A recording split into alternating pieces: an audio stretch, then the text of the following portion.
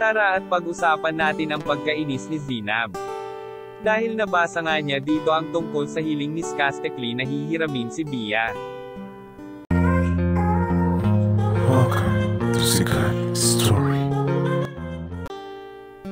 Ang live video na ito ay kahapon lang February 12, 2023. Nainis si Zinab sa nabasa niya na kung papayagan niyang ipahiram si Bia kay Skastekli. Ang sabi nga niya dito ay alam nyo ang papangit ng comment nyo at hindi daw nakakatuwa ang mga hinihiling ng fans niya. Nagulat ang fans sa mga sinabi niya. Kaya hindi napigilan mag-comment ng mga netizens dito. Be matured, Zinab. Kahit ano man yung ginawa ng ama ng anak mo, idaan nyo sa legality. Payagan mong makasama ang ama niya. Pero obligahin mo siya na gampanan niya yun at ibigay mo ang rights ng ama na makasama ang anak mo. Pero limitado sa oras. Makashock ka ka-enmen para kayo walang pinagsamahan na kaanak na kayo. Ikaw lang masasaktan. Lagi ganyan buhay, meron hinanakit damdamin mo. Ganyan talaga ang buhay, tao lang tayo. Hindi natin hawak buhay natin.